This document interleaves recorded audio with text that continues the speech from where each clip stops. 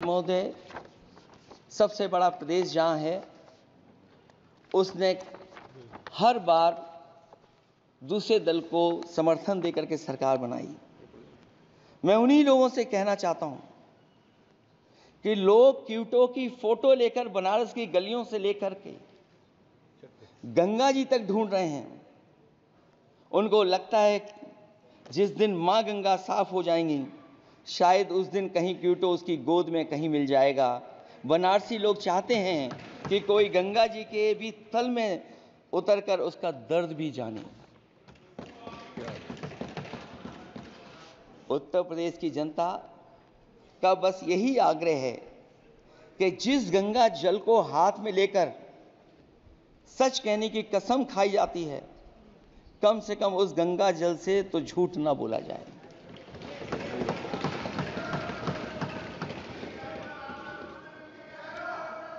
जहां विकास के नाम पर खरबों रुपए की लूट का राज खोलते भ्रष्टाचार के गड्ढे प्रदेश का नाम खराब कर रहे हैं, वहीं पहली बारिश में ही टपकती हुई छत और गिर चुकी स्टेशन की दीवार बेईमानी की निशानी बन गई है। अध्यक्ष महोदय, विकास का ढिढोरा पीटने वाले इस विनाश की जिम्मेदारी कब लेंगे? और रही सच्चे विकास की बात, तो हमने जो सड़क बनाई उस पर हवाई जहाज उतरे थे और उत्तर प्रदेश की मुख्य नगरी में सड़कों पर नाव उतरी हैं और अभी बारिश और हो जाएगी तो नाव से भी चलना पड़ेगा। यही स्मार्ट सिटी के जुमले का भी हाल है। न तो जाम से छुटकारा मिला, न बुनियादी सुविधाओं से कोई निजात मिली, न कोई बुनियादी सुविधाएं मिल पाई हैं। मुझे याद है अध्यक्ष महोदय, देश के प्रधान सांसद जी ने अनाथ पशुओं के बारे में बहुत कुछ कहा था। अनाथ पशुओं की समस्या से छुटकारा दिलवाने के लिए कब वादा किया हुआ, लेकिन कई चुनाव बीत गए हैं, अभी तक गन्ने का भुगतान 2 हफ्ते का वचन जो दिया था, कहां दिया था? अब तो वचन देने वाले को भी याद नहीं है। हर बात को जुमला बना देने वाले लोगों के ऊपर से जनता का भरोसा उठ गया है। इसीलिए बहुमत की सरकार नहीं है, ये सहयोग से चलने वाली सरकार है। डबल इंजन के नाम पर उत्तर प्रदेश को टकराहट के सिवा कुछ हासिल नहीं हुआ है। उत्तर प्रदेश में प्रभुत्व की लड़ाई 2 लोगों को आपस में लड़ा रही है, लेकिन उसकी मार जनता को सता रही है।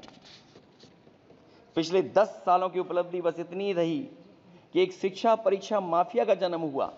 अध्यक्ष महोदय, जिस समय चुनाव में थे और उत्तर प्रदेश में वो हालात देखे हैं कि नौजवान जब भी तैयारी कर करके जाता था और परीक्षा दे करके लौटता था तो उसको पता लगता था कि पेपर लीक हो गया। और उत्तर प्रदेश में केवल एक पेपर लीक नहीं हुआ है, जितनी भी परीक्षाएं हुई हैं सब पेपर लीक हुए हैं। केवल उत्तर प्रदेश ही नहीं, मैं माननीय सांसद की तरफ से सुन रहा था, कई ऐसे प्रदेश हैं जहां पर परीक्षाएं देने तो बच्चे गए लेकिन वहां भी पेपर लीक हो गया। और अभी जब 4 जून को रिजल्ट आया, उसके बाद जो बात उठी है, देश की सबसे प्रेस्टिजियस परीक्षा, उसका भी पेपर लीक हो गया। और आखिरकार ये पेपर लीक हो क्यों रहा है? सच्चाई तो ये है कि ये सरकार पेपर लीक इसलिए करा रही है कि सरकार नौकरी नहीं देना चाहती, रोजगार नहीं देना चाहती, उन नौजवानों का भविष्य नहीं बनने देना चाहती।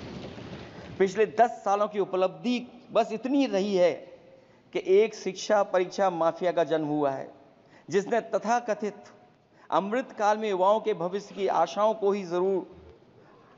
को ही जहर दे दिया है। जो सरकार उम्मीद को मार दे, वह न तो वर्तमान को सुधार सकती है, न भविष्य को संवार सकती है। सरकार आशा का प्रतीक होनी चाहिए, निराशा का नहीं। जनता चाहती कि हर समस्या के लिए बीते कल को जिम्मेदार ठहराने के बहाने को सरकार छोड़े और आने वाले कल की बात करे। अगले 1000 साल के झूठे सपने दिखाने वाले अगले महीने होने वाली परीक्षाओं के लीक न होने की गारंटी कब लेंगे? जनता अब न तो किसी बहकावे में आएगी और न किसी के बहलावे फुसलावे में आएगी। जो लोग कहते हैं कि अमृत काल की बात करने वाले जनता का जागरण काल आ गया है। आज इस सदन में नए राजनीतिक जागरण के अनेक प्रतिनिधि बैठे हैं। अब जब बात होगी तो सच्ची बात होगी और जनता को पूरी सच्चाई के साथ हम लोग अपनी जिम्मेदारी के साथ बात रखें।